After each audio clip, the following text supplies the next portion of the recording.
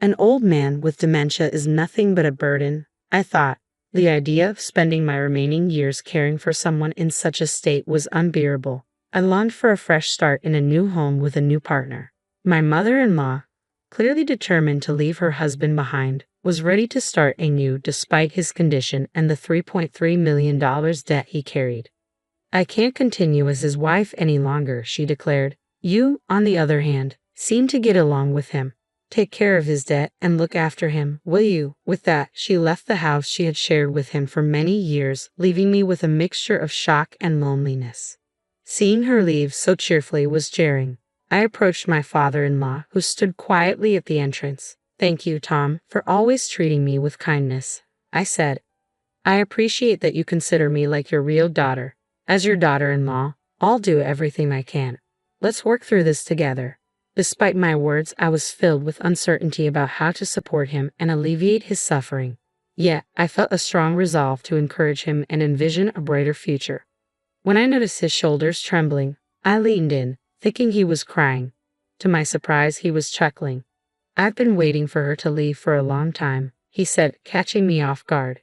He began to share stories from the past and his plans for the future. I'm Naomi, 42 years old, and I lead a vibrant life with my wonderful husband, Harry, and his loving parents. Originally from a small town in Chicago, I moved to New York for university and then dove into the IT industry. It was there that I met Harry, my calm and serious boss. As we grew closer, we began to envision a future together. We decided to marry, and I chose to live with Harry's warm family. Although I was initially nervous about living with his family, having been raised by just my mother, the challenges of dealing with my fertility issues made me yearn for a lively family life. My father-in-law, Tom, was the president of the company I used to work for. Harry, his son, had started from the bottom and was steadily climbing the ranks. It wasn't until we decided to marry that I realized Harry was the son of the company's top executive. After our wedding, I left my job, but Harry continued to rise through the ranks. He started questioning Tom's business policies and had ambitions to grow the company himself. As Tom aged, rumors spread that he might retire, and Harry seemed to be waiting for that moment. Despite his age, Tom remained energetic and eager to try new things. He recently expressed a desire to create a space in his home for the local community to relax, chat, enjoy tea, and share homemade meals. However, my mother-in-law was completely against this idea. Even though she was only 5 years younger than Tom and meticulously maintained her appearance, she wasn't great at housework. Their meals were mostly takeout, and they often hired professionals for cleaning. Their affluent lifestyle was supported by Tom's stable job, but with his impending retirement, their income would decrease.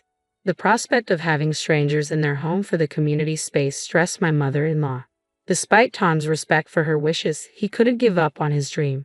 Consequently, the renovation project was postponed. In the end, Tom decided to step down due to health concerns. Harry was chosen as the next president, but instead of taking over all at once, he would gradually learn the ropes until he was ready for full responsibility. My mother-in-law had become increasingly distant from my father-in-law.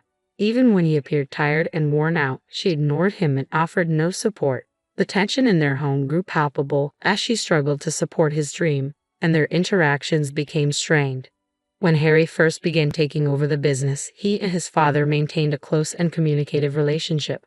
However, as Harry gained confidence in his role, his demeanor at home began to change. He started treating his father with the same coldness that his mother displayed. Tom began to voice concerns about Harry's behavior at the company. Despite Harry's enthusiasm for his work, Tom worried that his son's attitude towards his colleagues and the work environment was problematic. Tom once confided in me that he feared Harry might be too harsh with his subordinates. Having experienced my own parents' divorce and a limited relationship with my biological father, Tom holds a special place in my heart. He's always been warm yet self-disciplined, and I deeply respect him as if he were my own father. He also cares for me and has started to share his thoughts and feelings with me, which has made it all the more painful to witness the growing distance between him, my mother-in-law, and Harry. Both were stubborn and resistant to any attempts I made to encourage openness. Then, one day, my mother-in-law suggested a family meeting. She proposed selling their current house and building a new one. I was intrigued by how the family would respond. "There's an old house for sale next door," she said. "It's a bit dated, but with some care and attention, It could become a beautiful home. We could even create a lovely space in the garden for everyone to enjoy. Her enthusiasm was a refreshing change from her usual reluctance. Tom's eyes lit up at the idea. That sounds wonderful. We could definitely make a space in the garden for everyone to enjoy. Harry smiled and said, "If it makes you happy, I'm all for it." And so, plans for the new house began, with my mother-in-law taking the lead on the project.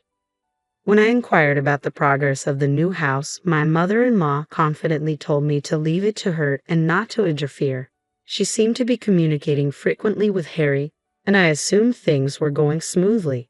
However, I was stunned when I received shocking news. My father-in-law had accumulated a debt of $3.3 million. Despite his reputation as a seasoned business figure with substantial investment experience, his calm demeanor had concealed the scale of his financial troubles.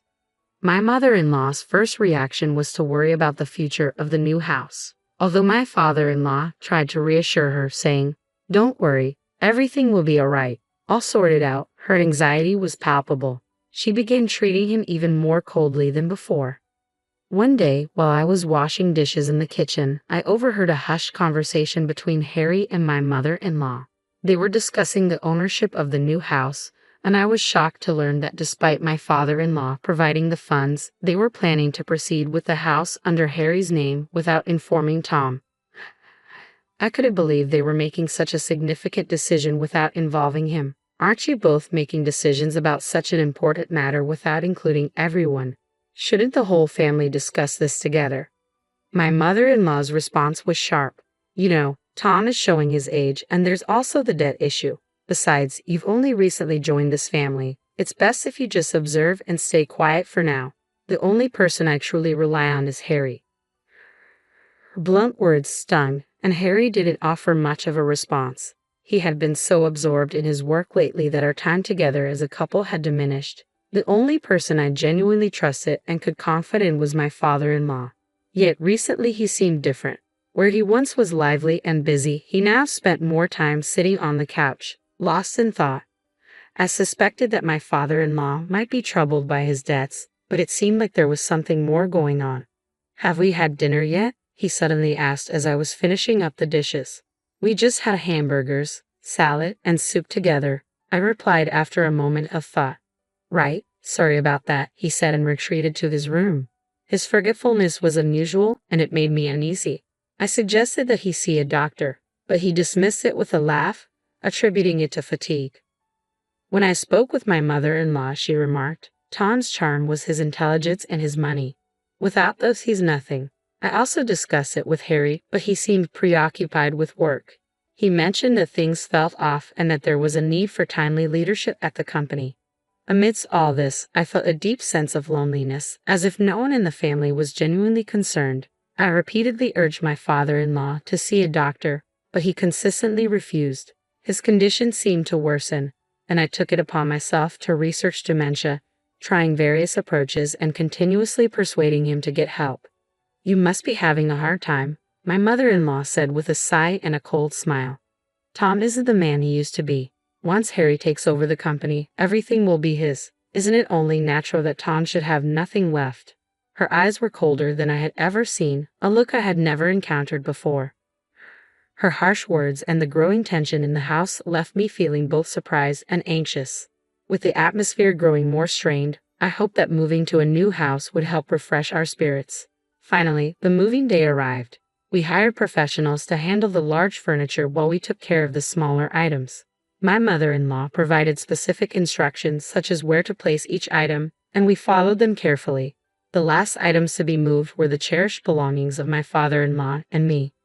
I returned to our old place to fetch my father-in-law when my mother-in-law appeared unexpectedly. "Thank you, everything is sorted now," she said. "Actually, I've arranged another moving destination for you as well."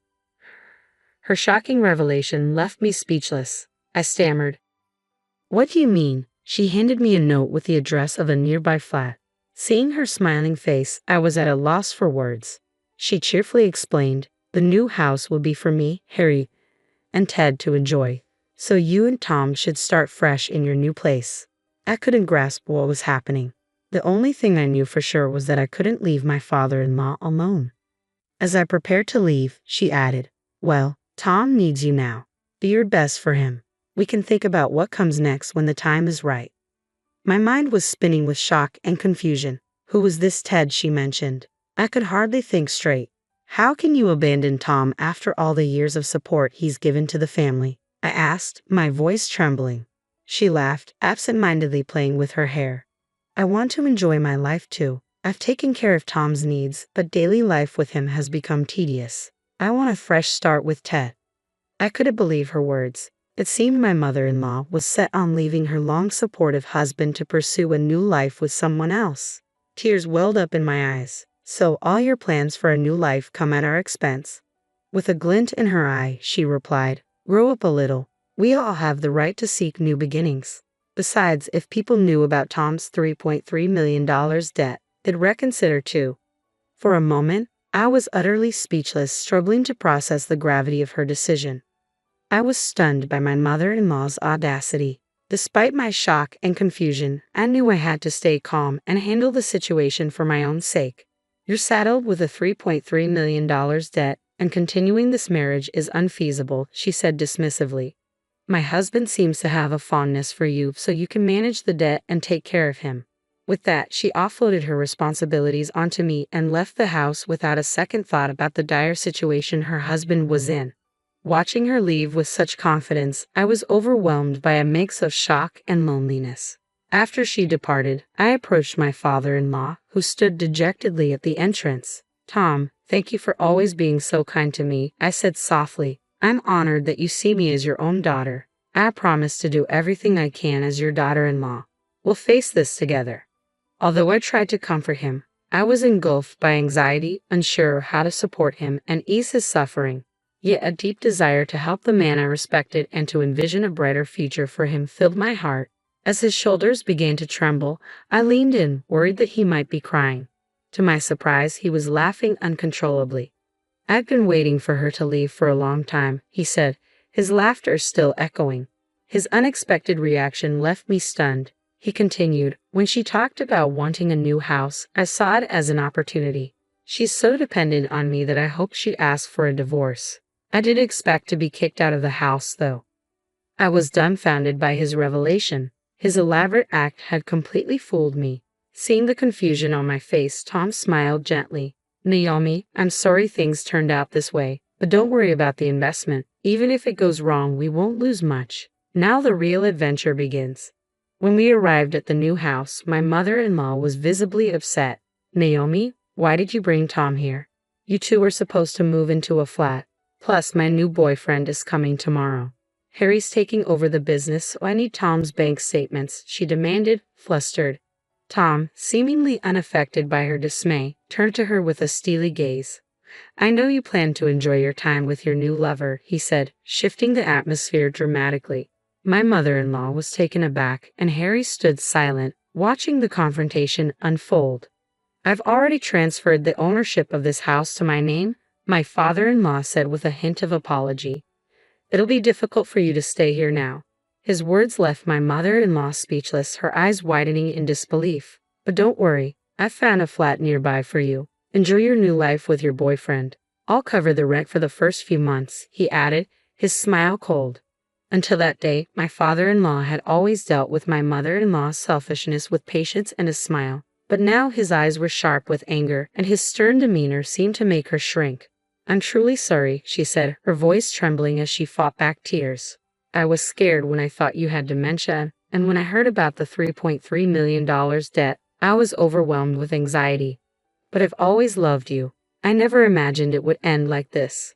Her words were filled with regret and desperation, but it was too late for apologies. My father-in-law chuckled bitterly. "The $3.3 million debt isn't as daunting as it seems. I married you for your vibrant spirit, not for your money. It's clear now that love isn't in your heart. I want to spend my remaining years in peace, and I don't want you here anymore. Please leave." Without even looking at her, he asked her to leave. Harry, stunned, gathered my mother-in-law's belongings and placed them by the door. He didn't want to abandon her, but seemed to be trying to make amends with his father, perhaps to protect his own interests. "What are you saying, Harry? Are you leaving me behind? Help me," Forgive me just one more time, she pleaded, tears streaming down her face. Ignoring her cries, my father-in-law and Harry walked into their new home. Her heartbreaking screams echoed in the tense atmosphere, but I followed them inside. Later, Harry made desperate attempts to reconcile with his father, but his work attitudes and interpersonal issues proved problematic. The company had another promising successor who had been performing well, and responsibilities were gradually being handed over to him. Consequently, my father-in-law entrusted the company to this new successor and stepped down as president. Harry, who had assumed he would naturally take over, was deeply shocked. Meanwhile, my mother-in-law began her new life in a small flat with her affair partner Ted. However, her new life didn't bring the happiness she had hoped for. Eventually, their relationship soured, leaving her alone once again. Concerned for her, I occasionally checked in on her. Her current state, far from her once glamorous days, was lonely and hard to witness. In contrast, my father-in-law and I began building a community space in our area. He provided the financial support, while I worked diligently to create a welcoming environment. The space became a local sensation, featured in magazines and online, and attracted many visitors.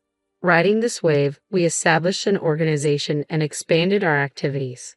Harry, having left his previous job, now participates in our efforts. He used to be quite prideful, but through interactions with diverse people, I hope he becomes kinder and more compassionate. Together, we aim to fulfill Tom's dream and strengthen our community bonds, looking forward to many joyful days ahead.